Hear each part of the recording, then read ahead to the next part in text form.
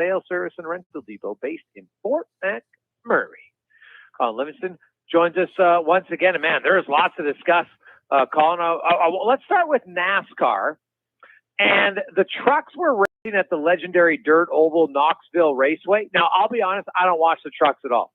But I watched part of it. I'm like, this seems ridiculous. Like there's too many trucks on a small and nothing. And then it was pandemonium. Like there's a crash every 50 feet in restarts for the last 10 laps. Like, is that normal? Or were they just trying out that short track because it didn't seem to work? Well, I mean, I've made my opinion on NASCAR trying to move to dirt, fairly well known, but I don't understand what the end goal is for NASCAR to do this stuff.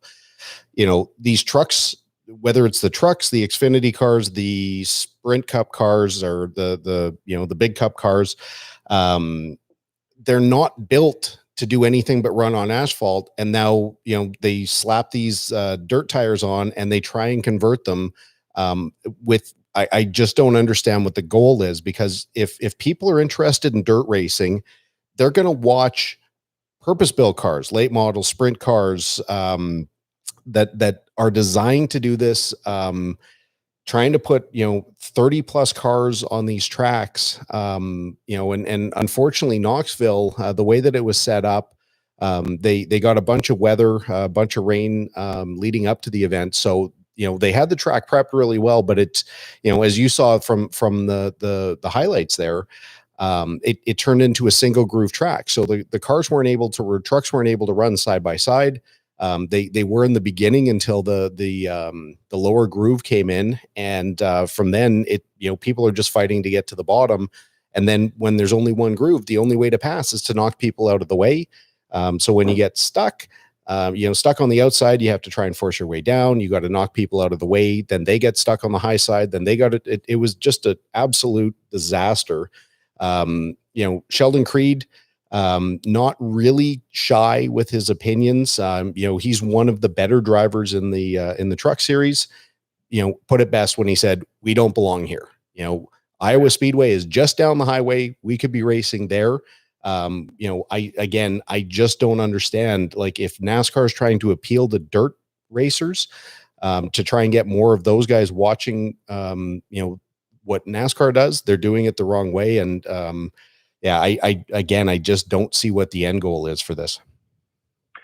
Kurt Busch won in Atlanta, so he punches his ticket to the playoffs of NASCAR. And the silly season in NASCAR begins. Keselowski looks like he's out. And Austin Cindric, who's the reigning Xfinity champ, is going to take over for Penske. Keselowski, you have it saying, is probably going to go to racing. All these changes, do you find historically, does it make that much of a difference at the end of it?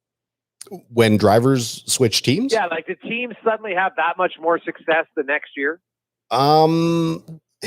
This is a tough one. Like in the example of Keselowski, he hasn't really had a bad season. He's been winning since he won his championship with Penske. A hell of a good driver. He's going to be very, very highly sought after.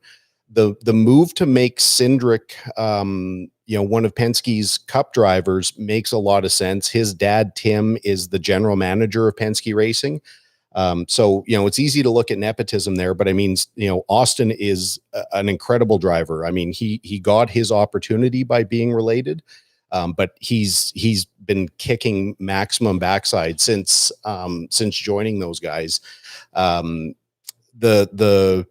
The move that they announced with the Wood brothers, Matt DiBenedetto, Matty D, as most of us will say, because it's just a lot easier. He's leaving the Penske affiliate team of the Wood brothers, so that Harrison Burton can take over that car next year, which is kind of a strange move because Matty D is a really highly accomplished driver. He's always been one of those drivers that's in lower grade equipment than the top guys, but he's performed really well. Harrison Burton, he's got lineage. His dad is Jeff Burton, former NASCAR champ, now broadcasting for NBC. I'm not really sure what the appeal is. I mean, Penske doesn't make moves for the sake of making moves. So they obviously see something in Burton. Either he's got a good sponsor package that's going to come to the team, or they just see something in him that they think he's going to be successful. And then that's going to open up a whole lot of other moves, like again, the rumors that Keselowski is going to be taking over at Roush for Ryan Newman, which means that either Newman's going to retire or he has to find somewhere to go. Matty D needs to find somewhere to go, and when these guys take over somebody's ride, that means there's another driver that's going to move. So I think things are going to be pretty tumultuous here for the next couple of weeks. I had a question. Joaquin Gage here talking to you. I'm at the embryo stages of an F1 fan here. I got caught up in the Netflix series with a lot of people here. This weekend at Silverstone, they're implementing the new sprint qualifying. And with my research, looking at the tires, and they're unveiling the new car, what can you actually explain to some of our listeners that are probably not unlike me with their F1 knowledge, what actually entails in this sprint qualifying? Well, I mean, I know about as much as everyone else. It's going to be interesting to watch. So what's going to change, like typically a Formula One weekend has 3 practice sessions. FP1, FP2 makes sense. They run qualifying, then they run a third practice session before the race. Pardon me. It doesn't matter what they do. It's basically 3 practice sessions, time qualifying, and then they run the race. What they're doing this weekend on a trial basis, they have 1 practice session of an hour, then a 3-session qualifier, typical, but it's going to be on Friday instead of Saturday. And the idea is that they're going to try and create a little bit more importance to every day on the track in an attempt to get more people in the stands. Then Saturday, they're going to run the sprint qualifying, which is going to be 17 laps. So basically the way you qualify on Friday determines the starting order for Saturday. The finishing order on Saturday is going to determine the starting order on Sunday. I want to reserve my judgment until I see how it goes. I'm honestly not overly optimistic that this is going to do an awful lot to shake things up or to make things more interesting. But I could entirely be wrong. If nothing else, it's giving more people, more stuff to talk about, and hopefully we get a few more eyes on the screens this weekend. Yeah. I mean, just because I don't believe there's any pit stops. Is there regulations of what type of, because I know when in the second qualifying, the tires that you finish with in Q2, you have to start the race with. So what type of tires do they have to use in the sprint qualifying? Because it's going to be a quick 17 lap race. Yeah. So what I think they're doing is in FP1, you're open to what tires you can use. And it's expected that teams will use 1 set of hards just to kind of baseline their setup. And then they'll probably go to a set of softs. It sounds like for the, for qualifying, you can pick anything you want. I think they're mandated. I'm not 100% sure, but I think they're going to run softs during the sprint qualifier, and then whatever you have left over for the main race. They're taking 1 set of tires away from the teams this weekend, but they're compromising with another set. I can't remember how it all breaks down though. Yeah, I think that's what I kind of researched and thought they were going on the soft. And I think they're unveiling the F1 cars for 2022 next year.